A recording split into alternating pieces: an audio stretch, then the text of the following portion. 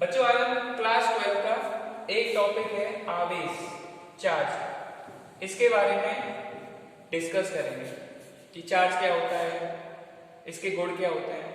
तो देखो समझो, तो देखो आपने भी देखा होगा कि यदि कोई पेन वगैरह या कोई स्केल वगैरह पैमाना वगैरह हम अपने बालों से रब करते हैं, रगड़ते हैं, तो छोटे छोटे कण को जैसे धूल के कण हुए, कागज का कण हुआ, उनको अपनी ओर आकर्षित करने लग जाता है। तो ये आकर्षित करना ये क्या होता है, इसके बारे में समझते हैं। जैसे मान लो ये हमने एक स्केल लिया, पैमाना, ये हमने अपने बालों से रगड़ा, तो उस पर क्या हुआ, छोटे छोटे कण इसने आकर्षित कर लिए। अब ये आकर्षित कैसे करें इसके बारे में समझते हैं। अच्छा, जैसे हमने पैमाना अपने बालों से रब किया तो उस पर क्या होते हैं, जो इलेक्ट्रॉन होते हैं उसकी कमी हो जाती है। क्या हो गई, इलेक्ट्रॉन की कमी। और ये जो इलेक्ट्रॉन है, जो कमी हुई है, वो इलेक्ट्रॉन कहां पहुंच गए, बालों पर। तो बालों पे क्या हो गई, अधिकता। तो ये जो अट्रैक्शन हुआ है, आकर्षण हुआ है, किसकी वजह से हुआ है, इलेक्ट्रॉन की कमी या अधिकता के कारण। तो देखो ये जो आवेश होता है, इसकी डेफिनेशन ऐसे बनाई जाती है कि वस्तु का वह गुण, वस्तु का वह गुण जिसके कारण वह हल्के हल्के कणों को अपनी ओर आकर्षित करती है। तो देखो ये इलेक्ट्रॉन की कमी और अधिकता के आधार पर आवेश दो प्रकार का होता है। एक होता है पॉजिटिव या इसको बोलते हैं धनावेश, और एक होता है ऋणावेश। तो देखो धनावेश किस वस्तु पर आता है और ऋणावेश किस वस्तु पर आता है, इसके बारे में समझते हैं। तो देखो जहां पे इलेक्ट्रॉन की होती है कमी, इलेक्ट्रॉन की क्या होती है, कमी, वहां पे होता है पॉजिटिव चार्ज, और जहां पे इलेक्ट्रॉन की अधिकता होती है उस पर होता है ऋणावेश।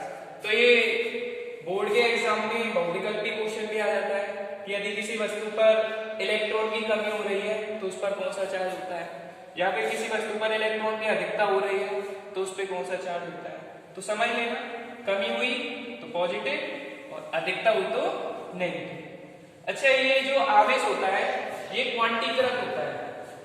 क्वांटीकृत का मतलब ये जो आवेश किसी वस्तु में जाता है या कमी होती है वो हमेशा पूर्णांक में होती है। पूर्णांक मतलब इंटीजर। ये मतलब जैसे मान लो पैमाने में इलेक्ट्रॉन गए तो ऐसे नहीं जाते कि 1.5 इलेक्ट्रॉन चला गया, 2.5 इलेक्ट्रॉन चला गया। ये हमेशा इलेक्ट्रॉन कैसे जाते हैं, 1 2 3, इस प्रकार इलेक्ट्रॉन ट्रांसफर होते हैं। मतलब कि ये पॉइंट में या फिर आधे पौने ऐसे नहीं जाते ना, ये कैसे जाते हैं, क्वांटीकृत, ठीक है, इंटीजर में जाते हैं। अच्छा, जाने आने के बारे में आवेश का एक फॉर्मूला भी है, इसको बोलते हैं Q बराबर N। जैसे कि मान लो एक क्वेश्चन लेते हैं कि एक वस्तु है, वस्तु पर 5 इलेक्ट्रॉन की कमी हुई है। कितने इलेक्ट्रॉन की, 5 इलेक्ट्रॉन की कमी है। तो बताओ उस पर कौन सा चार्ज होगा, मतलब उसकी प्रकृति कैसी होगी, पॉजिटिव होगा या नेगेटिव होगा, और उसकी वैल्यू कितनी होगी, कितना चार्ज आएगा। तो देखो वस्तु पर कितने इलेक्ट्रॉन की कमी हुई है, 5। तो ये जो संख्या होती है वो होती है n की वैल्यू। E का मतलब होता है इलेक्ट्रॉन पर आवेश। इलेक्ट्रॉन पर आवेश ही फिक्स होता है 1.6 × 10⁻⁻11। और ये कैसा होता है, नेगेटिव होता है ना, ऋणावेश। इलेक्ट्रॉन पर आवेश हमेशा नेगेटिव होता है। निकालना क्या है, आवेश की वैल्यू, Q की वैल्यू निकालनी है। तो फॉर्मूला क्या होता है, Q बराबर N। N की वैल्यू कितनी है इसमें, 5। E की वैल्यू कितनी है, 1.6 × 10⁻90। तो इसका मल्टीप्लाई कर देना, ये आ गया इसका आंसर। ये आ गया वैल्यू कि आवेश की वैल्यू कितनी है। अच्छा, आवेश का जो मात्रक होता है वो होता है कूलम। तो ये भी क्वेश्चन पूछ लिया जाता है कि भाई आवेश का मात्रक क्या होता है। तो आवेश का मात्रक क्या होता है, कूलम। अच्छा, अभी हमने क्वेश्चन में बोला था कि इसकी प्रकृति कैसी है। प्रकृति का मतलब ऋणावेश है या इस पर धनावेश है। तो देखो क्वेश्चन में था कि इलेक्ट्रॉन की कमी हुई है, और हमने अभी बताया था कि जिस भी वस्तु पर इलेक्ट्रॉन की कमी होती है उस पर चार्ज कैसा आता है, पॉजिटिव। तो इस पर प्रकृति कैसी हो गई इसकी, पॉजिटिव, और इसकी वैल्यू कितनी हो गई, इतनी। और मात्रक इसका क्या होता है, कूलम। है कि यदि दो ऑब्जेक्ट सेम हो, जैसे कि मान लो अब वो हमने किसी ऑब्जेक्ट से रब किए हैं, रगड़े हुए हैं, तो मान लो वो हमने किसी धागे से लटका दिए हैं और पास पास लाए हैं, तो देखा जाता है कि ये एक दूसरे को प्रतिकर्षित करते हैं। प्रतिकर्षित मतलब दूर दूर भगाते हैं। और यदि किसी पेन को रगड़ लिया जाता है और हल्के पार्टिकल जैसे धूल के पास ले जाते हैं, तो ये अट्रैक्ट करने लग जाता है। तो इससे क्या बात पता चली कि दो ऑब्जेक्ट जब सेम थे तो ये एक दूसरे को आकर्षित करते हैं, क्योंकि इस पर जो आवेश की मात्रा है वो कैसी आती है, सेम। तो सेम जो आवेश होते हैं वो एक दूसरे को प्रतिकर्षित करते हैं।